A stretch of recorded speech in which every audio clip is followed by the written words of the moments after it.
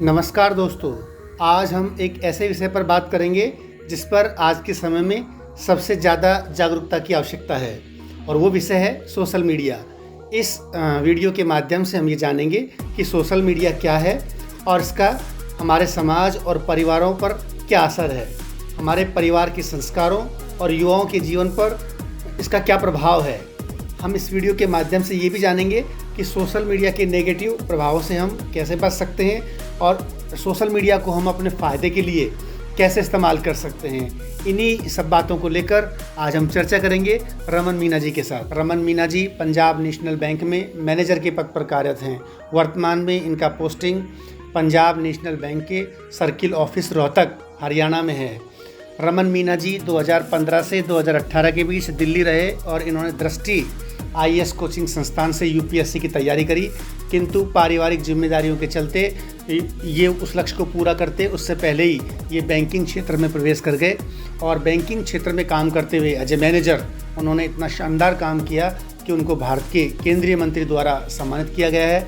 आने वाले समय में रमन मीना जी अपने गांव के युवाओं के लिए उनकी पढ़ाई और कैरियर काउंसलिंग पर काम करना चाहते हैं। ऐसे प्रतिभाशाली युवा रमन मीना जी के साथ आज हम बात करेंगे सोशल मीडिया पर। रमन जी, स्टूडियो में आपका स्वागत है। बातचीत का सिलसिला शुरू करते हैं। तो मैं आपसे ये जानना चाहता हूँ, सोशल मीडिया क्या है, इसको आप कैसे डिफाइन करेंगे और इसके प्रभाव को समाज पर, भारतीय समाज पर सोशल मीडिया के प्रभाव को आप किस तरह से देखते हैं, पॉजिटिव भी और नेगेटिव भी? जी, आपका बहुत बहुत धन्यवाद सर, आपने मुझे स्टूडियो में बुलाया और आपने बहुत ही अच्छा क्वेश्चन किया मेरे से कि सोशल मीडिया, क्योंकि आज की दुनिया में जो स्क्रीन टाइम रह गया लोगों के सामने, वो एक सोशल मीडिया ही सबसे बड़ा रोल अदा कर रहा है उसमें। और सोशल मीडिया को हम देखें तो एक ये आभासी दुनिया का एक ऐसा प्लेटफॉर्म है जिसमें हम अपने विचारों की अभिव्यक्ति कर सकते हैं। कुछ सामग्री ऐसी होगी जिसको हम अपलोड करके, जैसे photo, images, reels, video upload करके किसी दूसरे तक पहुंचा सकते हैं उन चीजों को। तो देख भी सकते हैं, बिल्कुल देख सकते हैं। और ये वास्तविक दुनिया से हटके आभासी दुनिया का एक ऐसा ही प्लेटफॉर्म है जिसमें दूर बैठे दो दोस्त या दो अनजान लोग आपस में बातचीत भी कर सकते हैं।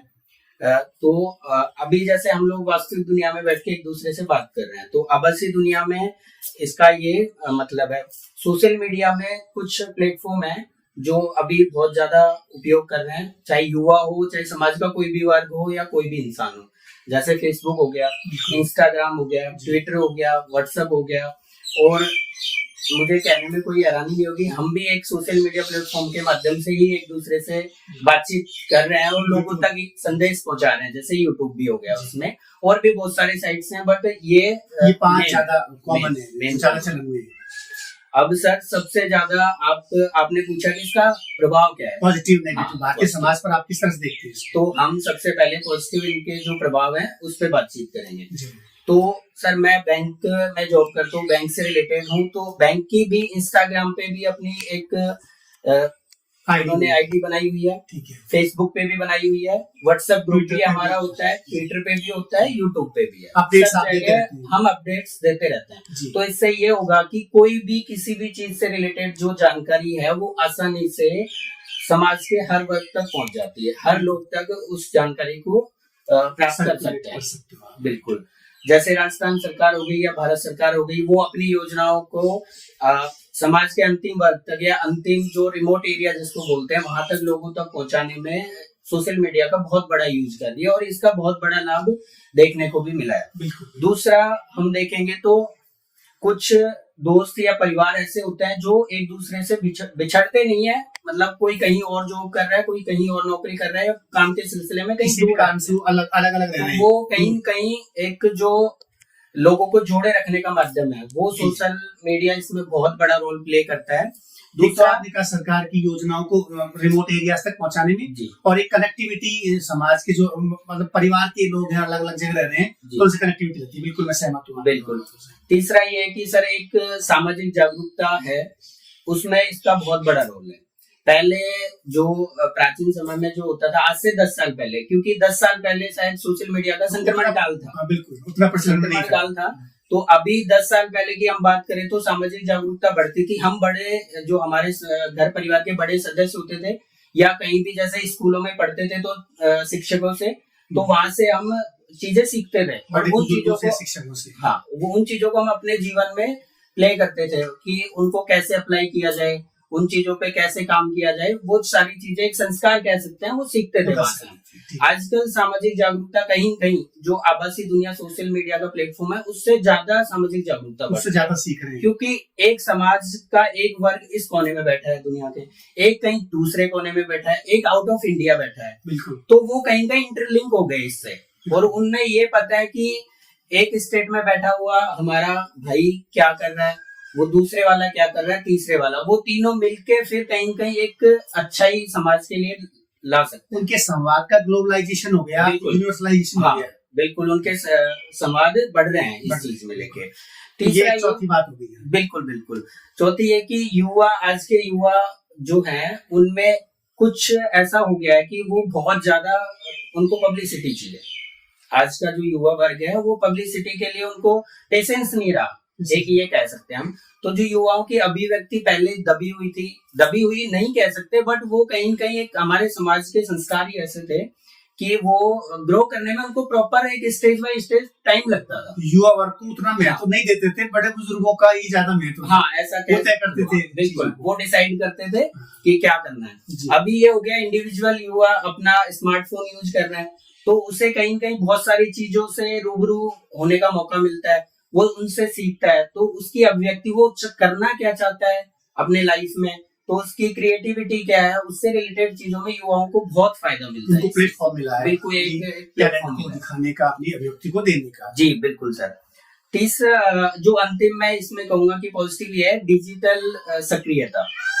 ये कोई एक पॉइंट नहीं है, बट इसको इस रूप में देखा जा सकता है कि कहीं कहीं जैसे कि हमारे बैंक ने कोई एक योजना लागू की ऋण को लेके कि हम इसको इतने पे ऋण देंगे, जैसे 8% पे कोई एमएसएमई का लोन देंगे, लेकिन हुआ क्या कि उसकी हम पब्लिसिटी नहीं कर पाए, सिर्फ वो एक सर्कुलर जारी करके लिमिटेड दायरे में रख के और हमारे ब्रांचेस को हमने सर्कुलेट कर दिया, तो उससे हमें इतनी पब्लिसिटी नहीं मिली। वो इन्फॉर्मेशन की ब्रांचेस में पहुंची जहाँ पहुंचनी चाहिए थी, वहाँ नहीं पहुंची। अगर सोशल मीडिया नहीं होता तो वो कहीं कहीं बैंकर तक लिमिटेड रह गए, जबकि लोन कस्टमर को लेने होते हैं।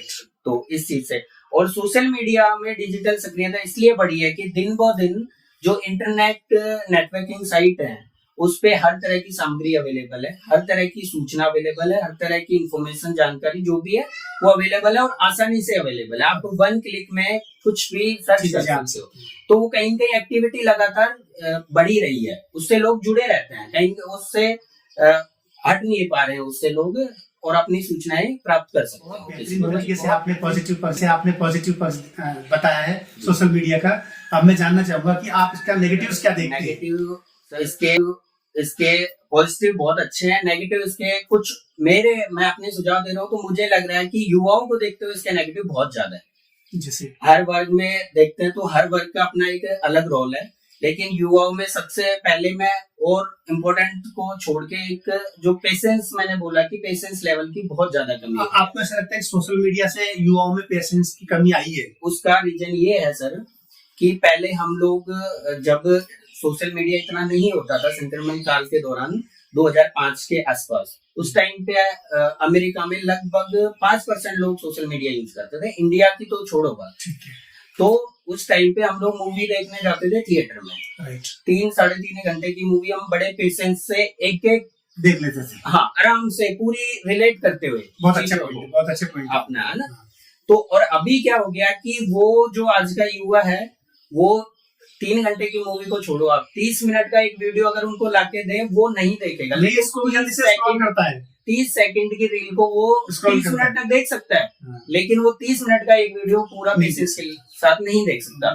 तो ये कहीं कहीं ना पेशेंस हर चीज में जरूरी होता है, स्टडी हो चाहे अपना कोई रोजगार का काम हो, किसी भी लेवल पे आपको, आप मेरे शिक्षक रहे हो तो आप इस चीज को बेहतर जानते हो। तो ये मैं सबसे कमी देखता हूँ, सबसे बड़ी कमी और नेगेटिव पॉइंट देखता हूँ सोशल मीडिया का, कि पेशेंस लेवल कम होता जा रहा है युवाओं में। मैं बिल्कुल सहमत हूँ। दूसरा ये कि सर पहले परिवार, समाज या फिर हमारा जो वर्ग होता था वो आपस में बैठ के बातें करते थे, मेल मिलाप बहुत अच्छा था। एक हमारे घर का बुजुर्ग या 5-7 लोग मिलके छोटे बच्चों को या अपनी फैमिलीज को गाइड कर रहे होते थे, उनकी बातें हम वो पुरानी प्राचीनतम कहानियां सुनाते थे, महाभारत की लो या रामायण की लो या किसी से भी संबंधित, जो हमें एक शिक्षा देती थी, एक माध्यम देती थी कि हम लोग अपना अगर ये जीवन है तो उसमें क्या करें, संस्कार और नैतिकता मिलते थे। बिल्कुल। और अब जो सोशल मीडिया के द्वारा जो मेल मिलाप हो रहा है उससे दूरियां कहीं कहीं बढ़ती जा रही हैं। अगर हम अभी बातचीत के सिलसिले को कहीं साइड में रख के हम लोग एक दुकान पे जाएंगे, 2 दोस्त 4 दोस्त चलेंगे या कहीं घूमने जाएंगे, तो वो लोग जाके एक जगह पे घूमने की जगह को छोड़ के चारों फोन निकाल के अपना इंस्टाग्राम, व्हाट्सएप, फेसबुक जो भी है उस पे लग जाएंगे और आपस में उनका कोई मेल मिलाप नहीं होगा। हाँ, संवाद नहीं होगा, वो संवाद खत्म होता जा रहा है। जो पहले मेल मिलाप होता था, तो ये एक बहुत बड़ी कमी देखने को मिल रही है। तीसरा ये कि सर जो मेन अपने समाज को देखते हो, इंडियन सोसाइटी को देखते हुए मैं बोलूंगा कि अश्लीलता को बहुत ज्यादा बढ़ावा मिल रहा है। उसका सबसे बड़ा फर्क ये है कि जो इंस्टाग्राम, फेसबुक या जो जितने भी प्लेटफॉर्म्स है उन पे जो वेस्टर्न कल्चर है वो बहुत ज्यादा बढ़ रही है, बहुत ज्यादा बढ़ रही है।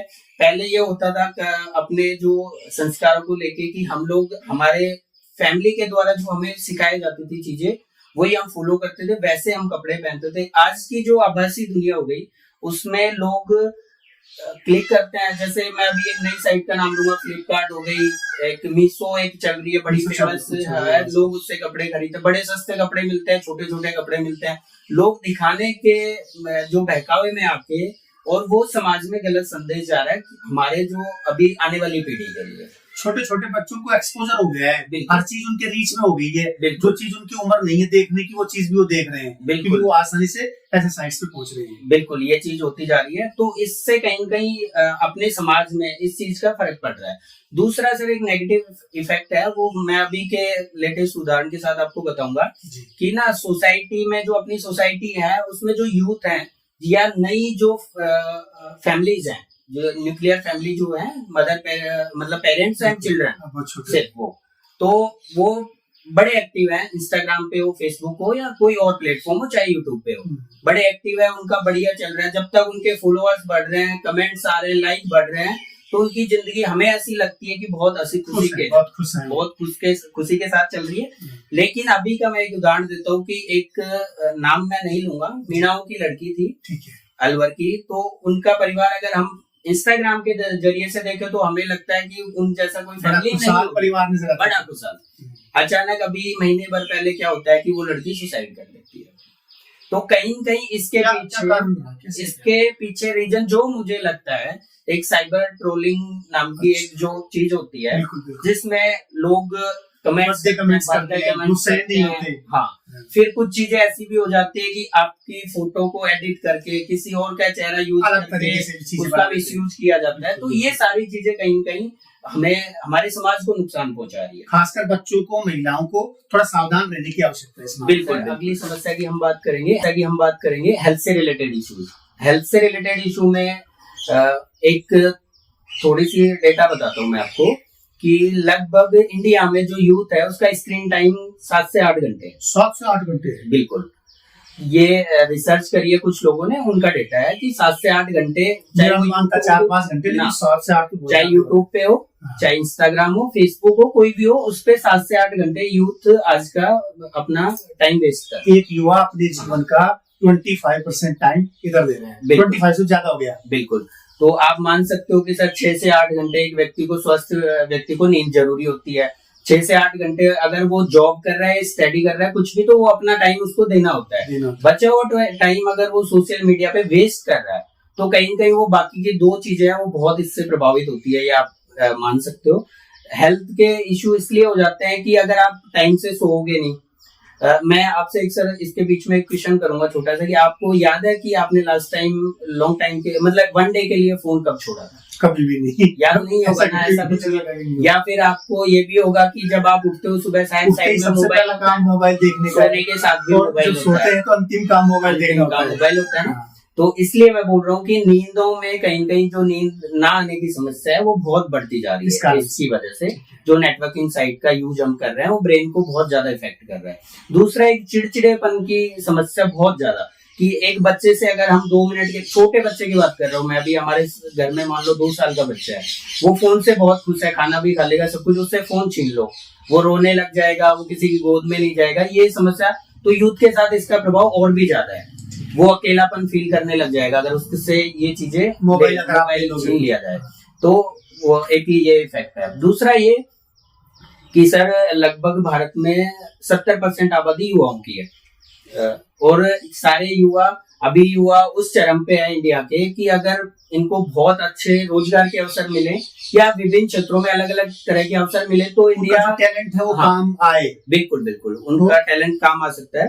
तो उस जो युवाओं का जो क्षेत्र है उसको बढ़ावा देने के लिए कहीं कहीं सोशल मीडिया पे हमें ब्रेक भी लगाना पड़ेगा फ्यूचर के लिए। ब्रेक का मतलब ये नहीं कि उसको बिल्कुल रोक देना है, बट मैं उसके बारे में डिटेल में आपको बताऊंगा। उससे पहले एक और समस्या है कि इसमें ब्रेक कैसे लगेगा रमन जी? सेल्फ कंट्रोल ही हो सकता है, सरकार तो कैसे क्या कर सकती है? सर सरकार तो अगर करती तो, जैसे आप कह रहे हो सरकार का इसमें क्या रोल हो सकता है, सरकार का रोल ये हो सकता था जैसे कि स्कूल, आपके स्कूल में किसी बच्चे ने एडमिशन लिया, वो आपके कब्जे में है, आप अपने अकॉर्डिंग उसको चलाओगे। लेकिन सोशल मीडिया की जो साइट्स है वो कैसे हैं कि आपने मोबाइल से रजिस्टर करके उसको लॉगिन कर लिया और आपसे कुछ जानकारी मांगी गई, वो आपने अलाउ करके एक्सेस दे दिया उसको, लेकिन उसके बाद आप उस पर क्या डाल रहे हो, क्या पोस्ट कर रहे हो, कौन सा रील्स वीडियो या कोई भी सामग्री उस पर डाल रहे हो, तो किसी का कोई बाउंडेशन नहीं है उस पर।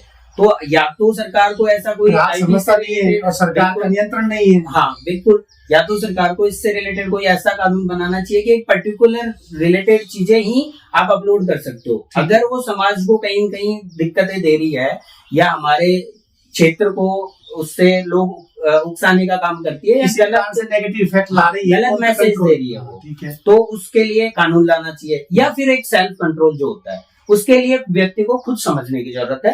तो उसको मैं बताने से पहले एक और बात बताऊंगा कि सोशल मीडिया का एक सबसे बड़ा आज के टाइम पे जो रोल हो रहा है वो अफवाह फैलाने में बहुत बड़ा रोल हो रहा है। अभी लेटेस्ट मैं आपको एग्जांपल दूंगा, बहुत पुराना नहीं, आपने इंस्टाग्राम आप यूज करते हो तो रील में देखा होगा कि बाणगंगा नदी महुआ पहुंच गई। बिल्कुल बहुत चल रहा है, बहुत चल रहा है, पानी आ रहा है। लेकिन आपको अभी जैसे मैं कल जयपुर जाके आया हूँ तो रास्ते में नदी क्रॉस करनी होती है हमें, तो शायद हमें गड्ढे भी भरे हुए नहीं मिले हैं, तो ये एक तरह की अफवाह है। मैं इस बार गंगा नदी के 3 पॉइंट्स पे जाता हूँ और तीनों पॉइंट्स पे मैंने पानी क्रॉस होते नहीं देखा, पर सोशल मीडिया में खूब चल रहा है, तो ये अफवाह वाली बात आपकी बिल्कुल।